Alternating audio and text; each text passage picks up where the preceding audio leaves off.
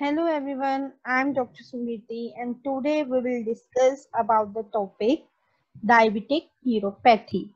So हमारी जो country है India, उसमें most of the patients we come across they are diabetic.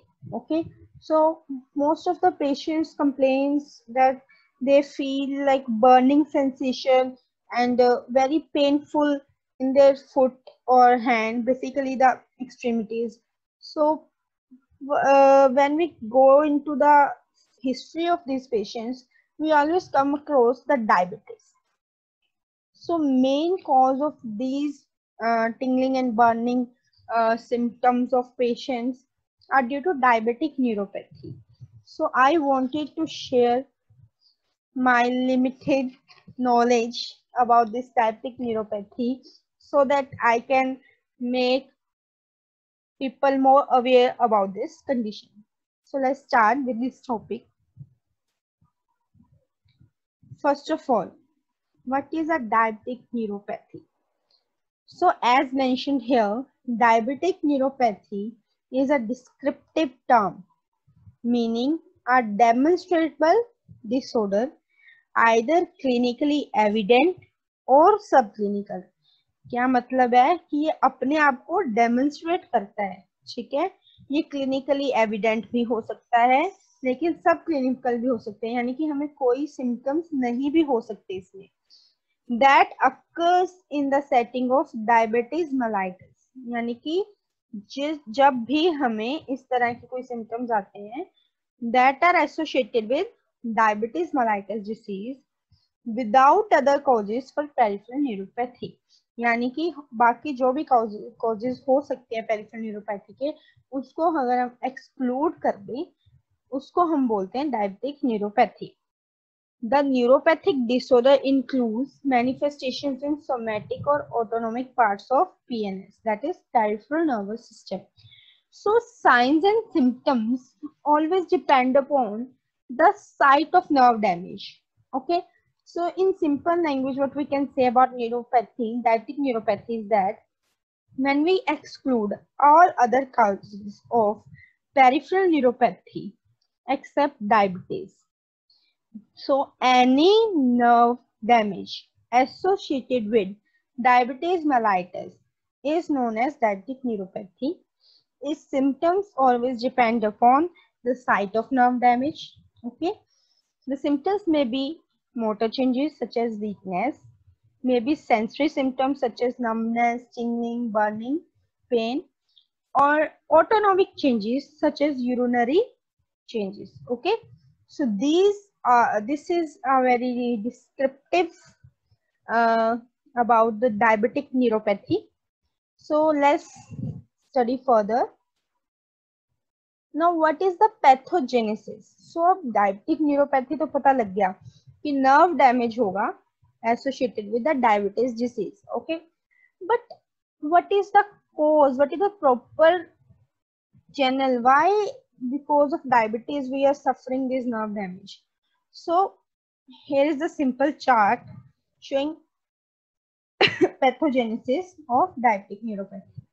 So the chart is divided into three simple events: initiating events, metabolic changes, and physiological or morphological changes. Okay, so what are the initiating events? Initiating events is insulin deficiency, hyperglycemia. That is, whenever there is insulin deficiency, there is hyperglycemia. Okay, अब hyperglycemia का क्या मतलब है कि there are the chances of, so here is initiating event insulin deficiency. अब insulin deficiency होगी तो उसकी वजह से हाइपरग्लाइसीमिया होगा। अब हाइपरग्लाइसीमिया होगा यानी कि डायबिटीज मेलाइटिस इनिशिएट हो चुकी है हमारी बॉडी में, तो उसकी वजह से different type of metabolic pathways है जो वो एक्टिवेट होंगे। Okay, so most common is the polyol pathway. Okay, so let's discuss about this polyol pathway. So whenever polyol pathway increases or stimulates, okay, it causes increase in the inflammation. And now in which kind of inflammation we can say? When polyol pathway in nerve tissue get activated. This pathway is activated through aldose reductase. Okay, it leads to the accumulation of sorbitol and fructose in the nerve. Okay, which leads to non-enzymatic glycosylation of structural nerve proteins. Okay, so these events cause increase in the inflammation of the nerve. So when there is an increase in inflammation, there are always altered functions of the nerve. So what are the altered functions? There will be decrease in the nerve conduction velocity. There is increase in the neuropathic pain, decrease in the psychosensory sensation, increased microvascular damage, decrease intraepidermal nerve fiber density. अब nerve fibre की density भी decrease हो गई, myelin thinning increase हो गई है, microvascular damage increase हो गया है, नर्व कंडक्शन वेलोसिटी जो है वो डिक्रीज हो गई है, पेन इंक्रीज हो गई है, और जो सेंसेशन है, सेंसरी पार्ट है, वो डिक्रीज हो गया है. That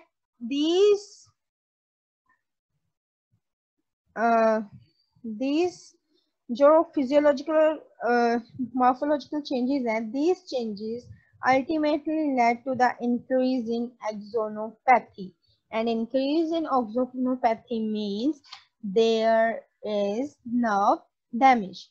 Okay, so moving on to the next slide. Hope you all are clear with this pathogenesis. That is, whenever there is insulin deficiency, it will lead to hyperglycemia. Hyperglycemia will cause metabolic changes, metabolic pathways to activate, one of which is polyol pathway. Whenever polyol pathway activates due to the aldose reductase mechanism, it will increase the inflammation in nerve fibers. That will lead to the altered neurotrophism, and these altered or metabolic changes causes altered physiological and morphological changes like nerve conduction velocity gets decreased, there is increase in neuropathic pain, decrease in the psychosensory sensation, increase in the microvascular damage, decrease in epidermal nerve fiber density, increase myelin thinning, and ultimately there will be increase in axonopathy that will lead to the nerve damage due to diabetes mellitus. So let's move on to the next slide. So now, what are the risk factors? Now we have known that there is a diabetic neuropathy, that means there is a nerve damage associated with the diabetes mellitus disease. Now what are the risk factors that can lead to the diabetic neuropathy?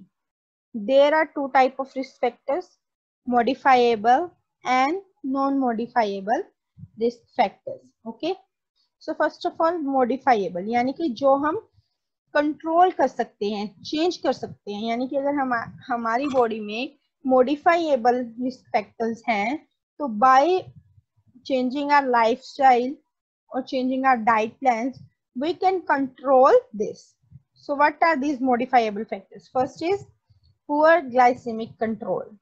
Okay, हमारा sugar control poor है, वो हम control कर सकते हैं, वो हमारे हाथ में. ठीक है. Second one is alcohol intake. हम अल्कोहल इनटेक भी स्टॉप कर सकते हैं, हमारे हाथ में. Hypertension, we can control our hypertension with medications. Cigarette smoking we can stop and get our disease better. Hypertriglyceridemia, we can reduce the triglyceridemia. And obesity, we can also reduce our weight. Okay, so these are the modifiable risk factors, that is they can be modified by modifying our lifestyle and eating habits. We can control our diabetes. Now what are the non modifiable risk factors? यानी कि ये जो factors हैं, अगर ये हमारे में मौजूद हैं, तो ये हम अपनी तरफ से इनको चेंज नहीं कर सकते. तो these are older age, when you got diabetes in an older age, because already उस time पे हमारे सारे जो functions है वो reduce हो चुके होते हैं. Second one is male sex. It is a very debatable part. Researchers suggest that males are more prone to be diabetic than females. Then height. This is also a debatable part. The most important is family history. Yes, if you have family history of diabetes, you are always likely to catch that disease. So when you have a family history of diabetes, I suggest to modify your habits, to modify your lifestyle so that you don't continue to have that in yourself. Okay. Longer duration of diabetes, when you have a diabetes for a very long period, that is more than 4-5 years. APOE genotype. Okay. Aldose reductase gene hyperactivity. Aldose reductase gene hyperactivity का क्या मतलब है? जो हमारा पोलियोल pathway हमने पढ़ा था कि when there is an increase in polyol pathway it will lead to the increase in inflammation in nerves. So जो ये एल्डोज रिडक्टेस जीन है ना, इसकी वजह से वो पोलियोल एक्टिविटी इंक्रीज होती है. So if this gene is hyperactive it will increase the polyol pathway. Okay. Then is angiotensin converting enzyme genotype. This is also similar. So these are the basic risk factors. Some are modifiable, some are not modifiable. So we should control our modifiable risk factors. And if we have some non-modifiable risk factors like family history or longer duration of diabetes, we should exercise, we should take our medications on time so that we may not get that worse. Okay. So moving on to the next slide.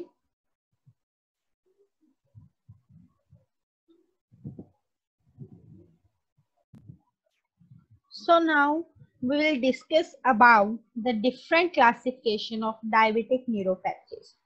Basically, there are 3 types of diabetic neuropathies. First one is general and symmetrical neuropathies. Second is focal and asymmetrical neuropathies. And third one is combination neuropathies. So as consider in this slide, this large fiber neuropathy and small fiber neuropathy comes under the general symmetrical category of neuropathies, while proximal motor neuropathy and acute mononeuropathies come under the focal and asymmetrical neuropathies. And third, combination neuropathy includes entrapment neuropathy as its part. Okay. So let us discuss these 5 types of neuropathies one by one. So first of all, large fiber neuropathy. Okay. In large fiber neuropathy, patient experience painless paresthesias. There are paresthesias, but that are painless paresthesias that start from toes and foot. Okay, clear about that? There will be impaired vibration and impaired joint position sense. Okay, the tendon reflexes may be diminished, and there will be more sensory deficient as compared to motor deficient. If considered motor deficient, the patient may experience ataxia, but that ataxia is only secondary to the sensory deaffinations. Okay, so often this large fiber neuropathy is asymptomatic, but sensory deficit appears on examination. Okay, so next is small fiber neuropathy. In small fiber neuropathy, Patient experience deep, burning, stinging, aching pain to light touch. That means if we lightly touch the patient's feet, patient may experience deep burning and aching pain. The patient may experience thermal allodynia or and pain and temperature, or we can say that pain and temperature sensations are impaired. But if compared to larger neuropathy, the small fiber neuropathy relatively preserve the vibration and joint position sensations. Okay, the deep tendon reflexes are reduced, may be reduced, but that are minimal as compared to the large fiber neuropathy. Okay, there is minimal or no motor deficit in the small fiber neuropathy.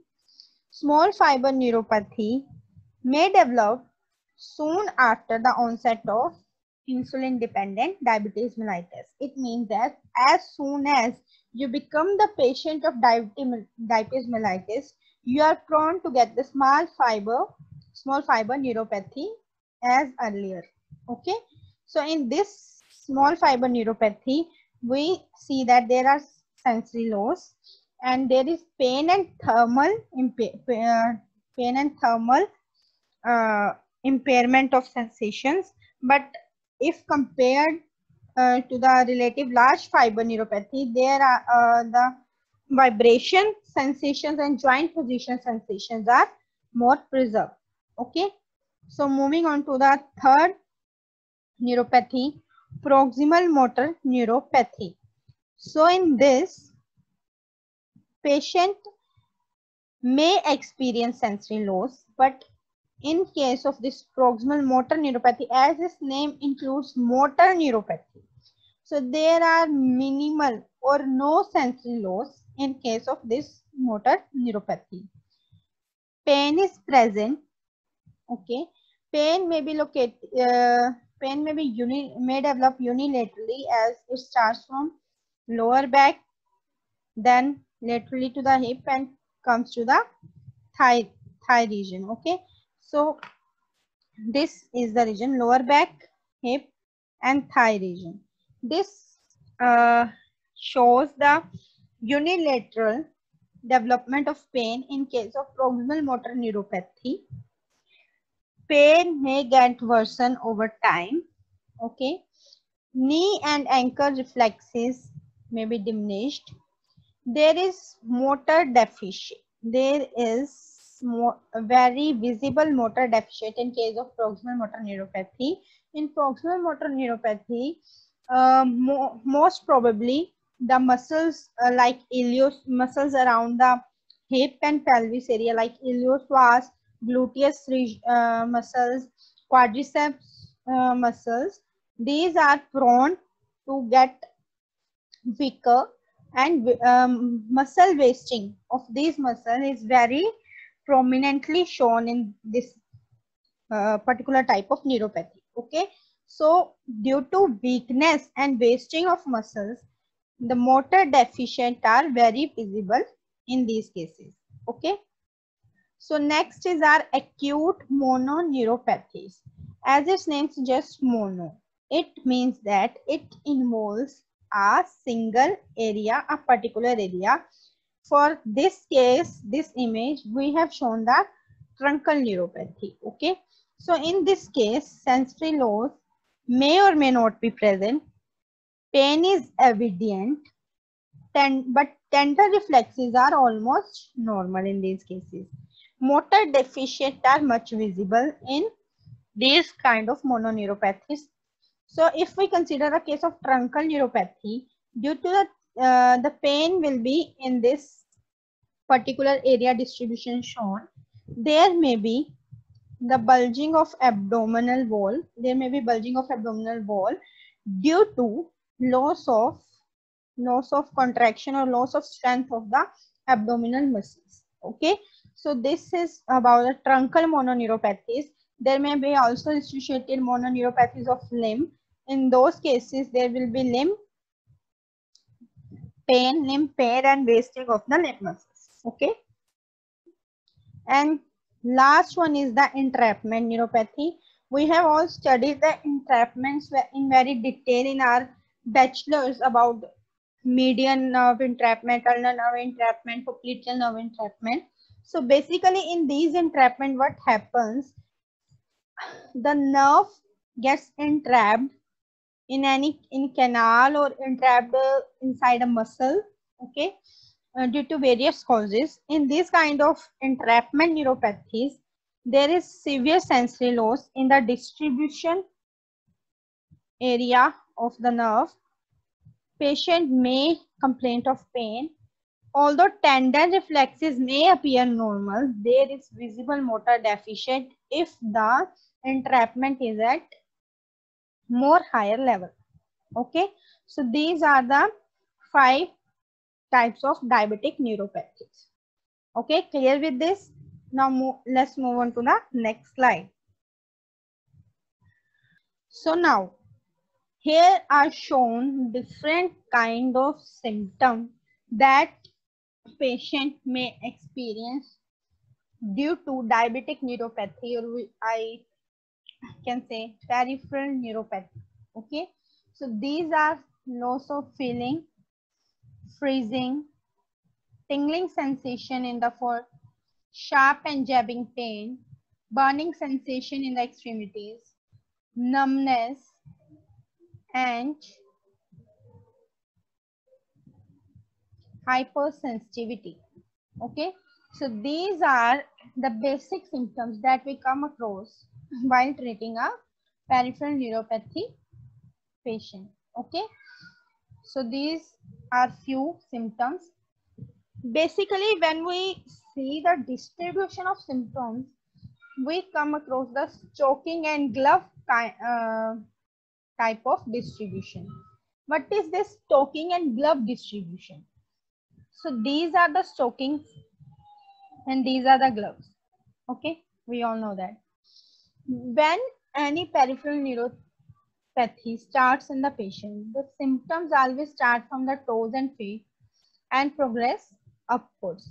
Similarly, for upper limb, it starts from hand, fingers and progress to the forearm. So in peripheral neuropathies or diabetic neuropathies, due to this kind of distribution of the symptoms, these are this distribution is named as stoking and glove distribution. Okay, so when the patient is in early stages, patient may have swelling in his foot or hand, but if patient ignores it, or if the therapist of the patient ignores it, it may lead to ultimate deformity in the later stages of the disease. So if there is any swelling also in diabetic patient and we have and patient is experiencing some peripheral neuropathy symptoms, we should not ignore that. We should take these symptoms as serious, because once it got into the later stage, it will lead to ultimate deformity of the limb. Okay, clear with that? So let's move on to the next slide. Now, what are the diagnostic tools? Now we all know that if there are peripheral neuropathy symptoms, we can consider it as diabetic or peripheral neuropathy. But do we have any particular kind of tools which make our diagnosis more accurate? So we have two basic tools that are used in the good clinical settings for diagnosis of diabetic neuropathy. First one is Semmes-Wesson monofilament test. Okay. Second one is NeuroPen. So let us discuss about Semmes-Wesson monofilament test. In this test, the monofilament is placed perpendicular to the skin until the monofilaments buckles. When the monofilaments get buckles, we release it.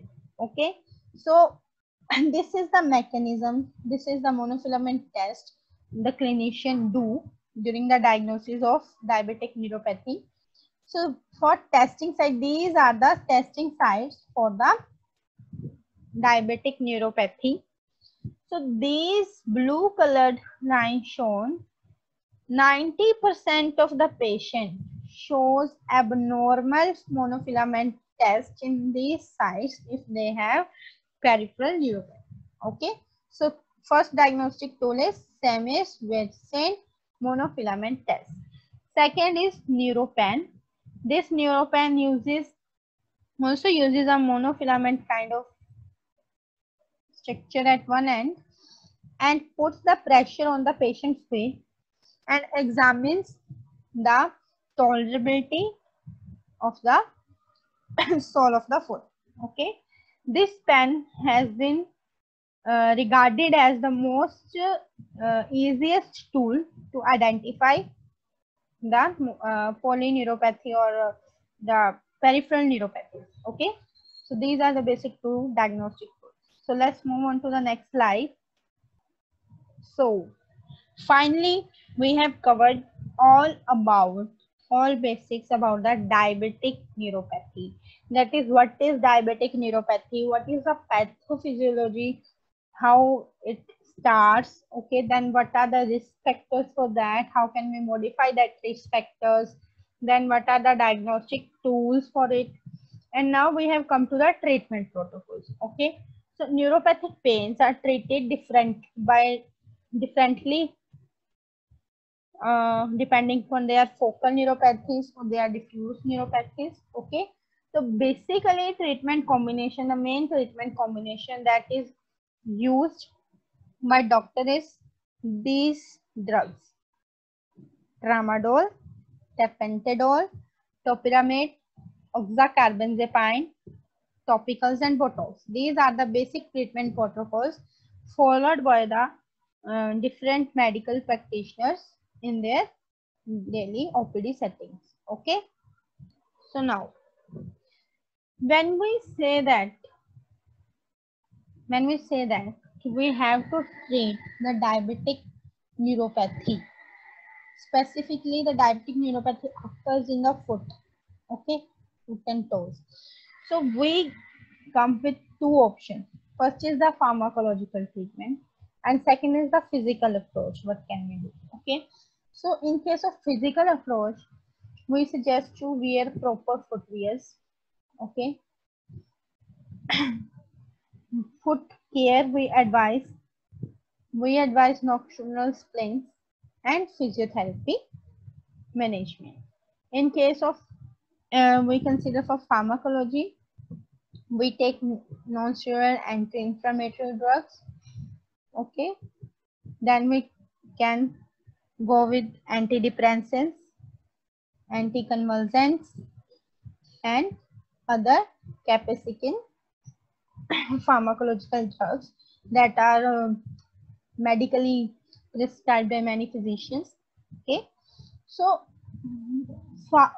when we treat a condition, we always focus that this is our target, then we plan our treatment. Okay, so in this case, first our target is hyperglycemia, because we have this problem due to diabetes, and diabetes is because of hyperglycemia. Okay, so first of all, we have to control, our target is to control hyperglycemia and other metabolic parameters.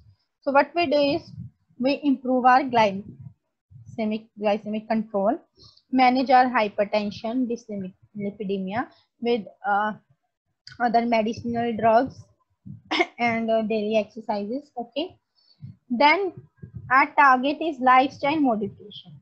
How we can do our lifestyle modification to control our diseases? We can stop smoking, cessation of smoking, weight loss. We can lose our weight because obesity is one of the cause of diabetic neuropathy. Second is increase exercise levels. We can increase our exercise levels. But then third one is disease modification. How can we modify the disease? Biochemical nerve changes, oxidative environment, nerve regeneration.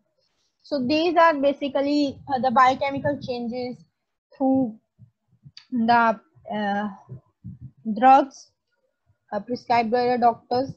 So here we can say that by changing our lifestyle and by controlling our metabolic parameters, we can very efficiently take care of ourselves from diabetic neuropathy and other associated effects of diabetes mellitus on our body. Okay, so if there is pain, we can go for pain evaluation with a physician. Then we can use an analgesia, of course analgesia we if prescribed by the physician.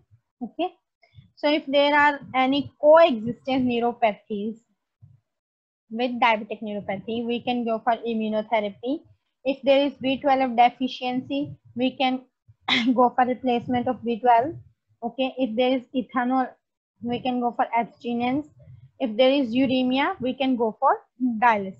Okay, so this is what our motto is, that first decide your target and then plan the treatment. In this way, we can more effectively manage the diabetes and the ill effects that diabetes mellitus put on our body. Okay, so moving on to the next slide, physiotherapy protocols. Okay, so being a physiotherapist, I am a physiotherapist. So what can I do if a patient with diabetic neuropathy has come to me? Okay, so basically patient complains of pain. First problem that patient complains to you is he's feeling pain and he's having abnormal sensation, paresthesias. Okay, so in that cases we can recommend TENS, transcutaneous electrical nerve stimulation, IFT, interferential therapy for the pain, therapeutic ultrasound in cases of swelling, okay, and tenderness. Ultrasound proves very effective. We can use paraffin wax bath as an adjunct to the treatment.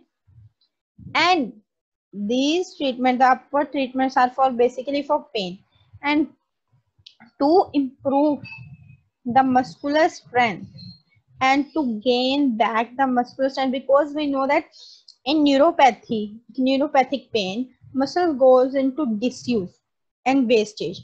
So to improve that, we can go for range of motion exercises. We can do muscle stretching and strengthening exercises that are very effective in treating this.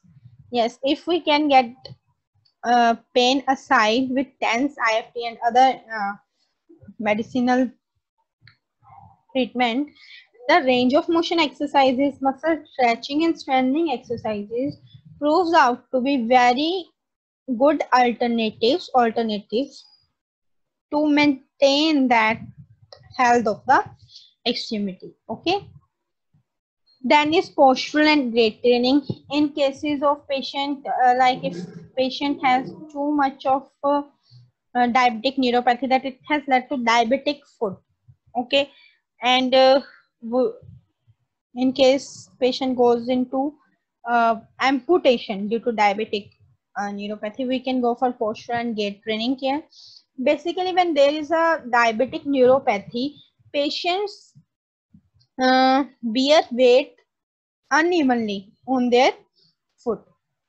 So we can train them in gait so that they can efficiently put equal weight on their foot and function efficiently. Okay, so basically offloading is disturbed in the diabetic neuropathy patient, so we basically focus in offloading in gait pattern. Okay, then aerobics improves overall health of the patient with diabetic neuropathies.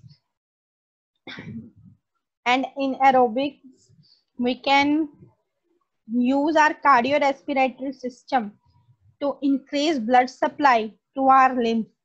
That will help reduce our pain. Okay, then is pelvic floor muscle exercises, as we have learned about the motor neuropathy for primary motor neuropathy. In that case of, we can prefer the pelvic floor muscle exercises. In these exercises, we can perform the strengthening exercises for the abdominal as well as pelvic floor muscles, so that the wasting of muscles can be prevented and we can or the patient can work more efficiently. Okay, so these are the basic physiotherapy protocols we can follow in our daily clinical settings for the patient of diabetic neuropathy.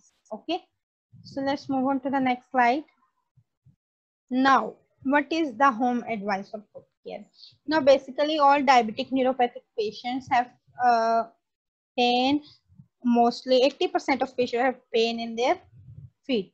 So, what is the home advice for patients? First, home advice is clean your feet daily and use moisturizing lotions so that your skin don't become dry and wean off. Okay.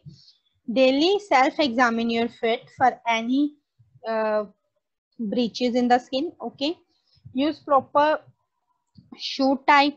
Okay, and don't wear tear out shoes or sharp edgy shoes, specifically heels in ladies. Okay, avoid the heels.